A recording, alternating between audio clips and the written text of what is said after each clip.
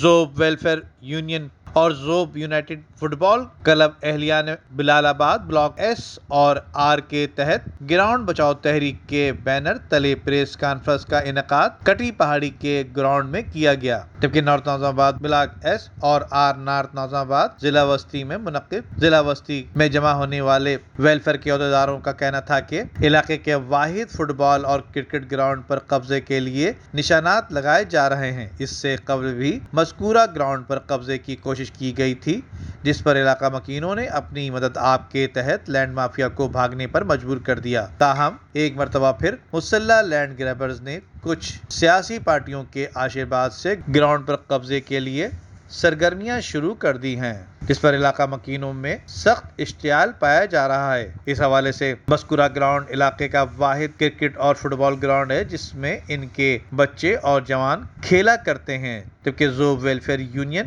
اور اہلیان block S اور block are کی جانب سے متعلقہ تھانے، ڈی سی سینٹرل اور ایس پی پولیس اور قانون نافذ کرنے والے تمام ادارے اور حکومت سندھ کو بھی خطوط ارسال کیے جا چکے ہیں۔ اس حوالے سے مقررین نے کہا کہ گراؤنڈ پر قبضے میں ملوث لینڈ مافیا کے خلاف فوری ایکشن لیا جائے اور احتجاج کو مزید آگے بڑھانے کا فیصلہ بھی کیا گیا ہے، جبکہ پریس کانفرنس سے زوب ویلفیئر یونین کے صدر شیر زمان مندوخیل، نائب صدر عقیل شیرانی، سخی بابر، عبدالرؤوف خان، میر زمان، رضا خان شیرانی، طاہر بابر، پشتونخوا میپ کے صوبائی سینئر نائب صدر بشیر خان مندوخیل اور پی ایس ایف کے صوبائی صدر رحمان بابر کے علاوہ زوب یونائٹڈ کے کوچ اکبر بابر نے بھی اس موقع پر خطاب کیا۔ ندیم صدیقی، میٹرو 7 پاکستان۔